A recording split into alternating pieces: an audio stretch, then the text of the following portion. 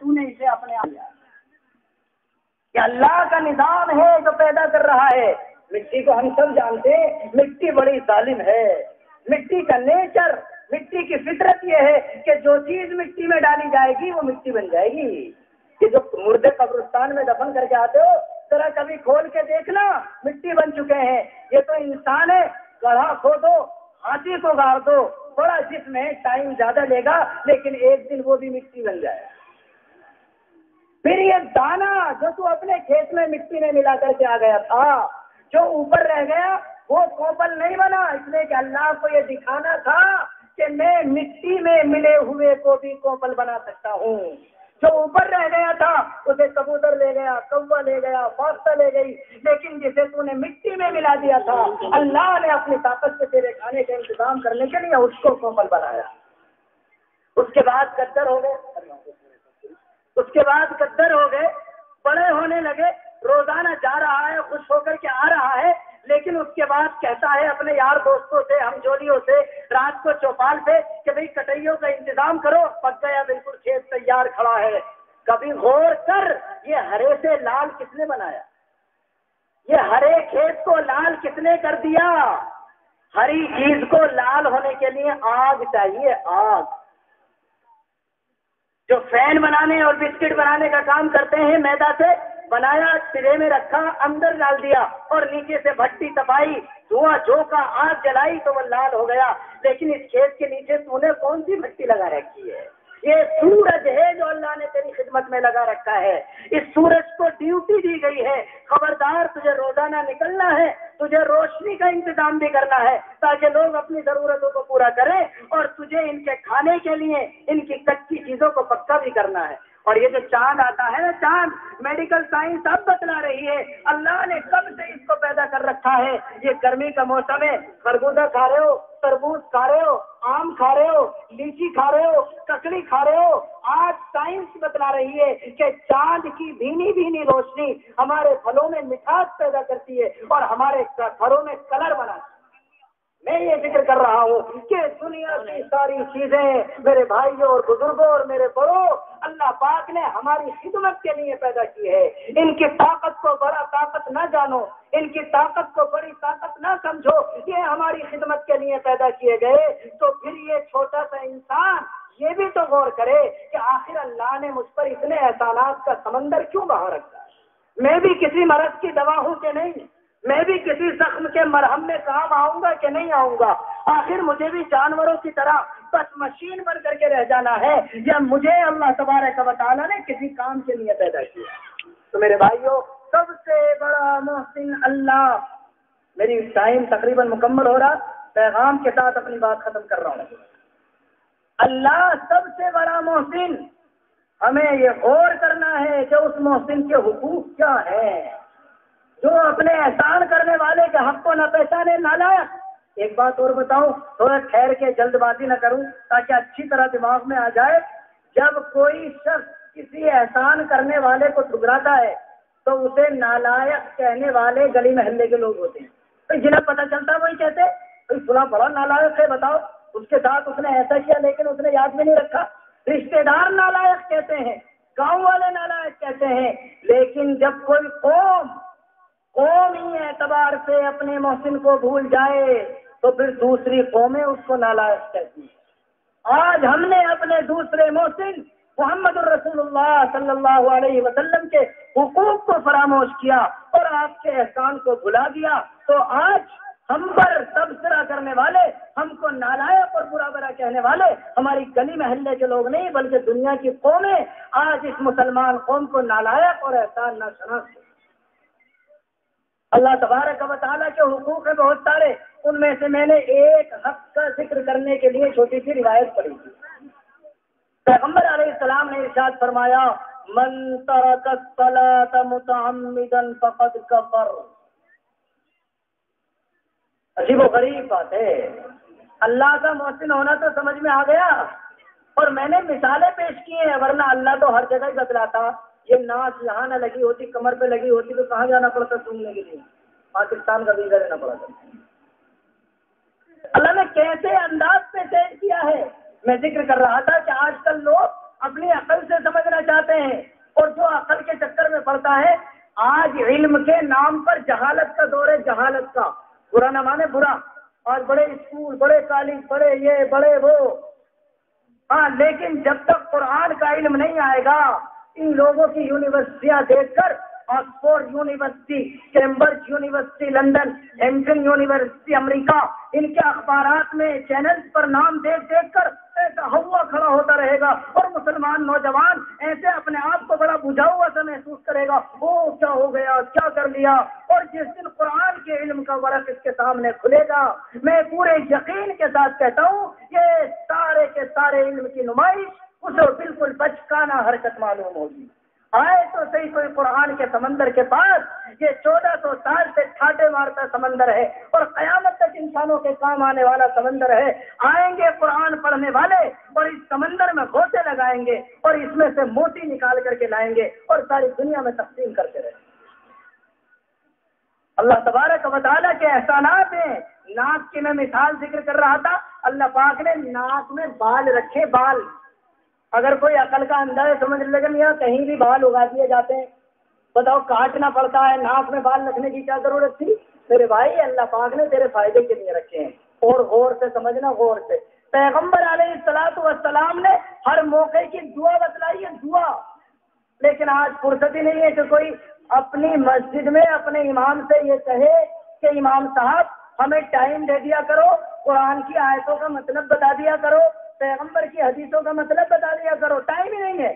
یہ سمجھتے ہیں میاں تمہیں رکھ چھوڑا ہے، نماز پڑھاتے رہو، کوئی مر جائے تو جنازہ پڑھا دو، اور سب یہ چیزیں تمہاری ذمہ داری کی ہیں، ہمیں نہیں غور کرنا۔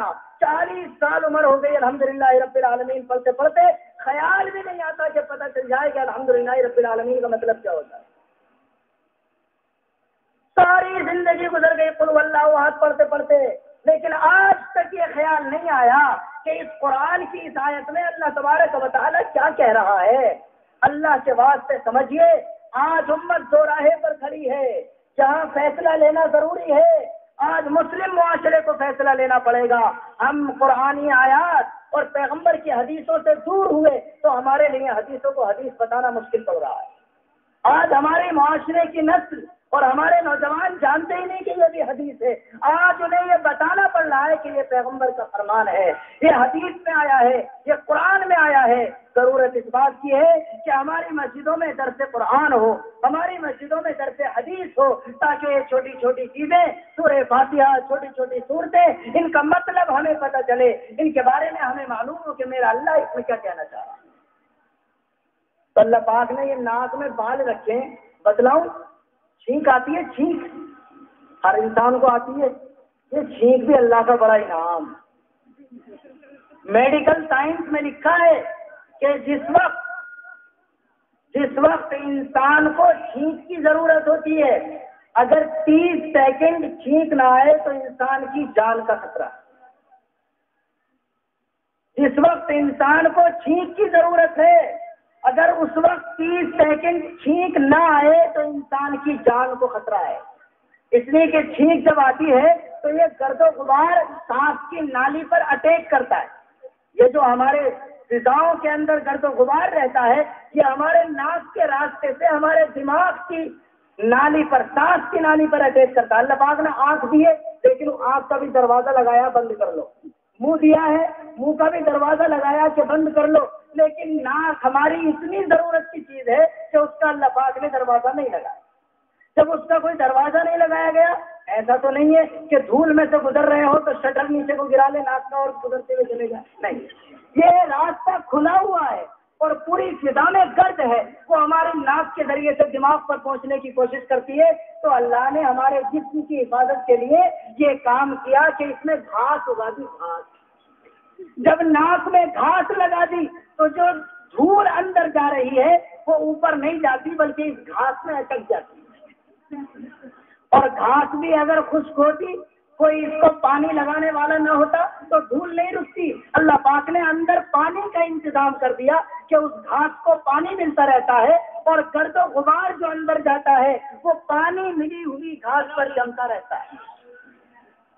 تو یہ جو جس کو آپ سنک دیتے ہیں یہ بھی اللہ کا انعام ہے، برا نہیں ہے کوئی قدرت کے کارخانے میں، نہیں ہے کوئی چیز نکمی زمانے میں، اللہ نے اس کائنات میں جیسی چیز کو بھی پیدا کیا ہے وہ بے فائدہ پیدا نہیں کی، بلکہ اس کا بڑا فائدہ اللہ پاک نے رکھا ہے۔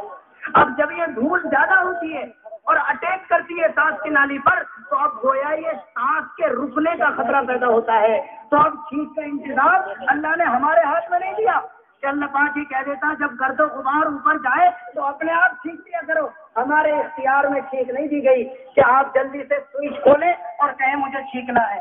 جب بچی بھاگی گئی ہو تو اپنے بیٹے سے کہے کہ ذرا جنریٹر میں ہفتہ ماریے مجھے چھینکنا ہے، نہیں، اللہ نے یہ چھینک کا نظام اپنے پاس رکھا ہے، کسی انسان کے ہاتھ میں نہیں دیا، اس لیے کہ انسان کی جان اللہ کے نزدیک اتنی قدر و قیمت والی ہے کہ اللہ نے اس کے لیے خود انتظام کیا اور اللہ کا نظام حرکت میں آیا اور انسان کو چھینک آئی تو جتنا بھی گرد و غبار تھا وہ باہر نکل کے چلا گیا۔ پیغمبر علیہ السلام نے فرمایا جب تم میں سے کسی کو چھینک آئے تو وہ الحمدللہ کہے۔ کیا کہے؟ الحمدللہ۔ الحمدللہ کا مطلب ہے تمام تعریفیں اللہ کے لیے ہے۔ کیوں بتلائی یہ دعا کہ یہ ابھی جو مجھے چھینک آئی ہے اس وقت اگر چھینک نہ آتی تو میں مر چکا تھا، تو یا اللہ پاک نے مجھے دوبارہ پیدا کر دیا۔ اے اللہ میں تیری تعریف کر رہا ہوں کہ اس وقت میری جان کو خطرہ پیش آ گیا تھا، لیکن تیری طرف سے چھینک آ گئی تو مجھے میری جان دوبارہ مل گئی، میں اس پر تیری تعریف کر رہا ہوں۔ تو میرے بھائیوں اور بزرگوں، یہ اللہ جو کائنات میں ہر وقت ہم پر احسانات کر رہا ہے، کبھی دل میں تو سوچا ہوتا، کبھی تو 24 گھنٹے میں 5 منٹ اس کام کے لیے ملے ہوتے، کبھی تو غور کیا ہوتا، دکان سے کاروبار سے آنے کے بعد سونے سے پہلے اپنی آمدنی کا حساب کر کے تو سوتا ہے، لیکن کبھی اپنے اللہ کے بارے میں بھی سوچ کے سویا ہوتا اور یہ خیال کیا ہوتا کہ جس نے پیر میں چلنے کی طاقت تھی، جس نے ہاتھ میں لکھنے کی طاقت تھی، جس نے زبان میں بولنے کی طاقت تھی، جس نے دماغ میں سوچنے کی طاقت تھی، اس کا بھی کوئی حق میرے اوپر ہے کہ نہیں؟ میں نے روایت پڑھی اللہ کے بہت سارے حقوق ہیں۔ جب کوئی کلمہ پڑھ لیتا ہے مسلمان، ہندو مسلمان ہو جائے کلمہ پڑھ کر، تو کلمہ پڑھنے کے بعد 4 اسپیشل حق ہیں اللہ کے۔ اب میں اپنی بات کے اخیر کی طرف آ رہا ہوں۔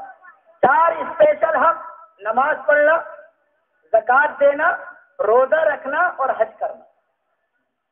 4 اسپیشل چیزیں۔ یوں سمجھو اسلام کی بلڈنگ ان چاروں پر کھڑی ہوئی ہے، اگر آپ نے ایک بھی چھوڑا تو سمجھو اس ستون کو دیمک لگ گئی اور اب اسلام کی بلڈنگ کو خطرہ ہے، کسی وقت بھی گر سکتی ہے۔ جو مسلمان نماز نہیں پڑھتا، روزہ نہیں رکھتا، زکوٰۃ نہیں دیتا، حج نہیں کرتا، یہ سمجھو کہ اسلام کی عمارت کو اٹھائے ہوئے چاروں ستونوں کو دیمک لگ رہی ہے۔ پتہ نہیں کب یہ دیمک لگے ہوئے ستون گریں گے اور اسلام کی پوری تعمیر عمارت نیچے آ کر ڈھہ جائے گی، اور جب یہ اللہ کی بارگاہ میں پہنچے گا تو ہندوستان کے مردم شماری کے سروے میں نام مسلمانوں نے لکھا تھا، وہاں جا کر اللہ کے اسکرین پر دیکھا، وہاں پر نظر آ رہا تھا کہ میرا نام مسلمانوں میں نہیں لکھا، منافقوں میں لکھا۔ اسلام کا کلمہ پڑھنے کے بعد اللہ جو محسن ہے اس کے 4 بڑے حق ہوتے ہیں: نماز پڑھنا، زکوٰۃ دینا، روزہ رکھنا، حج کرنا۔ لیکن بتلاؤ مسلمانوں، زکوٰۃ کون دے گا؟ پیسے والا۔ یہ حق بھی پیسے والوں پر ہے۔ روزہ رکھے گا سب لوگ رکھیں گے مگر سال میں 1 مرتبہ، اور حج بھی کرے گا کون کرے گا؟ جو مالدار ہوگا۔ تو سوال یہ ہے کہ کیا اللہ صرف مالداروں کا اللہ ہے یا غریبوں کا بھی اللہ ہے؟ اللہ نے زکوٰۃ دے دی مالداروں کو، اللہ نے حج دے دیا مالداروں کو، اور اللہ نے روزہ دیا سال میں 1 مرتبہ۔ جسے جس سے محبت ہوتی ہے سال میں 1 مرتبہ کی ملاقات سے اس کا دل نہیں بھرتا، محبت تو یہ چاہتی ہے کہ محبوب سے ہر وقت ملا جاتا رہے۔ اس لیے اللہ نے اپنا سب سے اچھا والا حق فری رکھا ہے، اپنا سب سے اچھا والا، سب سے بڑے والا حق فری رکھا ہے۔ بالکل ایسا نہیں ہے کہ مالدار نماز پڑھنے، غریب نماز نہ پڑھیں، زکوٰۃ مالدار دے دیں گے، حج مالدار کر لیں گے، روزے سب رکھیں گے لیکن سال میں 1 مرتبہ۔ لیکن اپنے محبوب، اپنے خدا سے ملاقات کا جو اسپیشل والا حق تھا وہ کہاں پر رکھا گیا؟ ہر کسی پر فری رکھ دیا گیا۔ ایک مثال سے سمجھاتا ہوں، دیکھو جس چیز کی جتنی ضرورت ہوتی ہے اللہ اس کو اتنا ہی زیادہ کر دیتا ہے۔ اللہ کا یہ قانون ہے کہ جس چیز کی جتنی زیادہ ضرورت ہوتی ہے اللہ اس کو اتنا ہی زیادہ پیدا کر دیتا ہے. مثال کے طور پر اللہ کی پیدا کی ہوئی ایک چیز ہوا ہے. کس نے پیدا کی؟ ہوا، اللہ نے. اور ہوا کی ہر شخص کو ضرورت ہے. ہوا تو نہ ملے تو انسان مر جائے گا. آکسیجن ہے وہ. تو ہوا کی سارے لوگوں کو ضرورت تھی، اس لیے ہوا کی کوئی دکان نہیں بنائی کہ گیس کی طرح بک کرانا پڑے کہ صاحب لائن لگ رہی ہے. یہ تو سامنے یہ جو ایجنسی ہے، ہم جب بھی یہاں سے روڈ سے گزرتے ہیں بدر کے پاس جو ہے لائن ہی لگی رہتی ہے ہر وقت. اللہ پاک نے سانس لینے والی ہوا کے لیے کوئی ایجنسی نہیں بتائی ہے کہ اپنا سلنڈر بک کرانا اور سانس لینے کے لیے وہاں گیس لے کر کے آ جانا. ورنہ تو اگر یہ ایسی کم رکھ دی جاتی تو مالدار لوگ اسٹارٹ کر لیتے اور غریبوں کو سانس لینے کے لیے ہوا بھی نہ ملتی، مر جاتے. تو اللہ نے ہوا کی زیادہ لوگوں کو ضرورت تھی تو فری کر دیا. ویسے ہی نماز کی اللہ کے ہر چاہنے والے کو ضرورت تھی.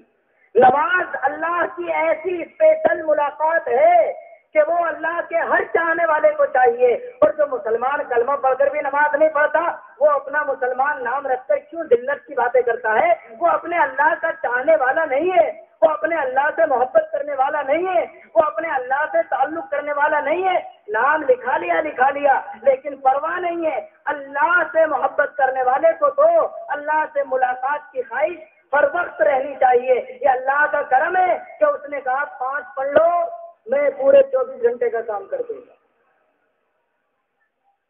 یہاں پر بھی انسانوں کی عقلیں ٹھوکریں کھا رہی ہیں. ابھی تیسرے سال ترکی کا فیصلہ آیا کہ نمازیں 5 نہیں ہیں 3 ہیں. اور بعض لوگ یہ سمجھانے کی کوشش کرتے ہیں میاں آج کل بڑی ایڈوانس ہو گئی ہے دنیا، بہت تیز رفتار ہو گئی ہے، یہ ٹائمنگ چینج کر دو. ایسا کرو جب آدمی اپنے آفس سے آئے گا، اپنے کاروبار سے آئے گا تو عشاء کے ٹائم ہی 5 نمازیں پڑھ کر کے سو جائے گا. اپنی کھوپڑی سے اللہ کو مشورہ دے رہا ہے، اپنی کھوپڑی سے پیغمبر صلی اللہ علیہ وسلم کو مشورہ دے رہا ہے. ارے اللہ کو تیرے قیام کی ضرورت نہیں، تیری نماز کی ضرورت نہیں. اللہ تو تیرے دل کو دیکھنا چاہتا ہے کہ تو نے جب میرا کلمہ پڑھا ہے تو تجھے محبت بھی ہے کہ نہیں ہے. ساری دنیا باغی ہو جائے، خدا کی خدائی میں کوئی کمی نہیں آتی.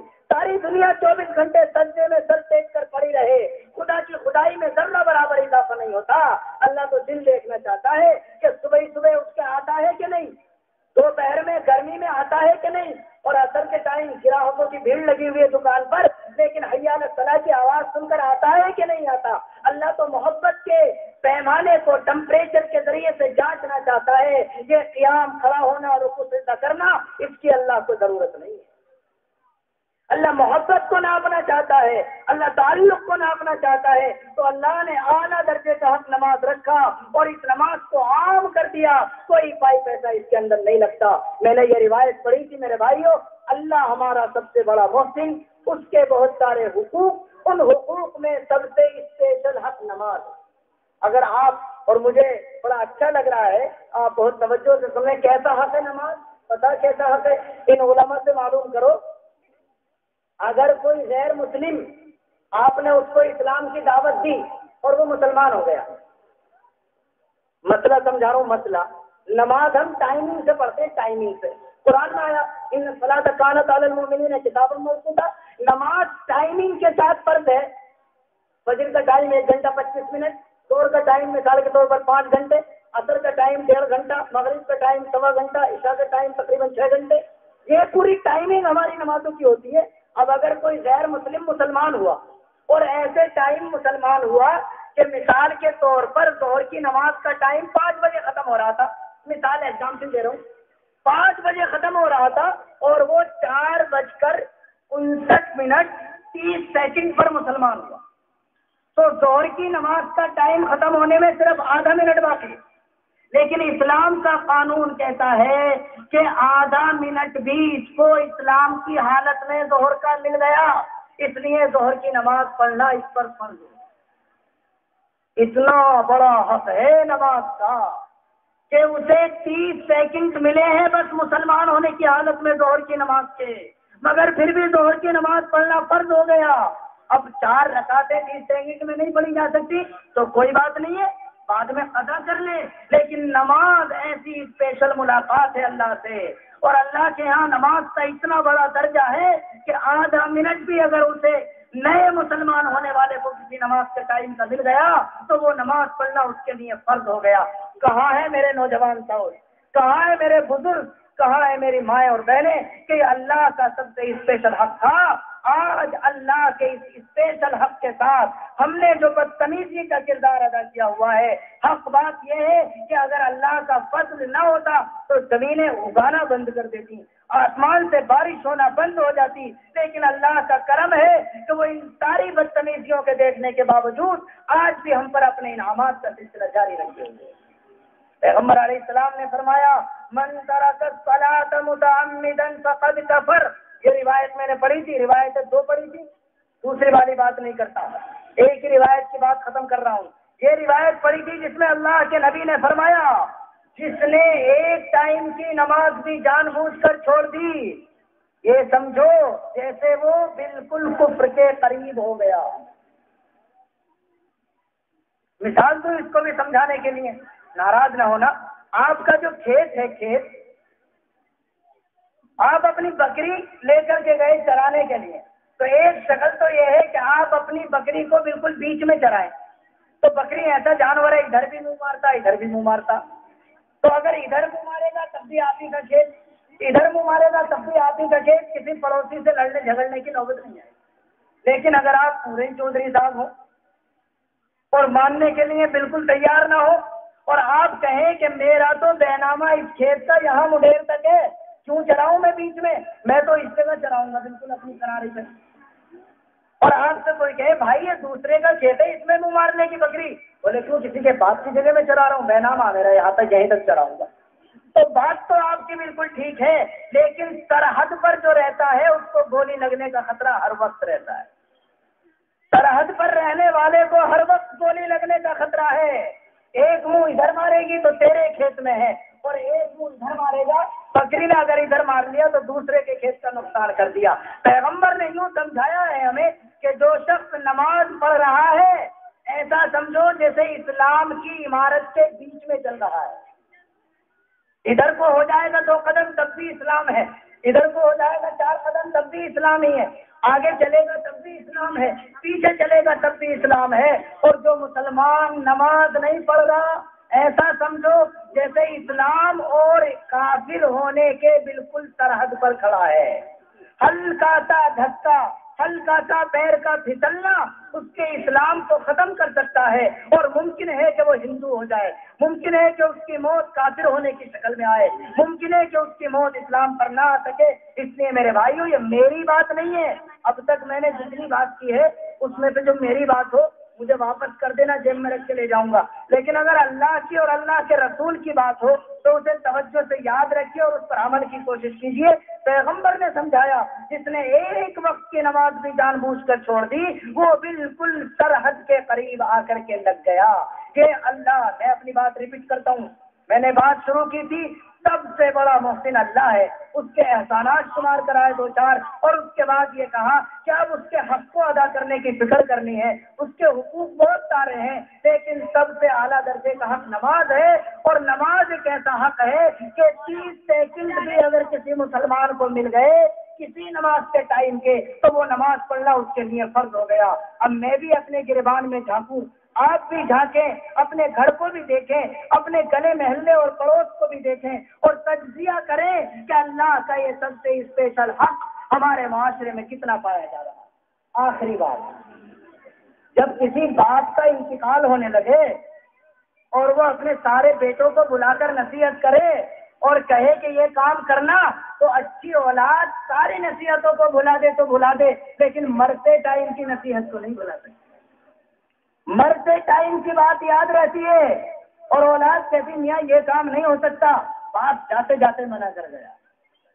میں بتلا رہا ہوں بس آخری بات کہ ہمارے نبی صلی اللہ علیہ وسلم جاتے جاتے جو بات ہم سے کہہ کر گئے تھے وہ نماز کی تھی، 1.5 मिनट का टाइम था, तफसील का मौका नहीं है, पूरा एक सिलसिला है। पीर का दिन था, 12 तारीख थी, चाश का टाइम था, इजराइल आ गए, रूह निकालने का वक्त है, पैगंबर भी दुनिया से जा रहे।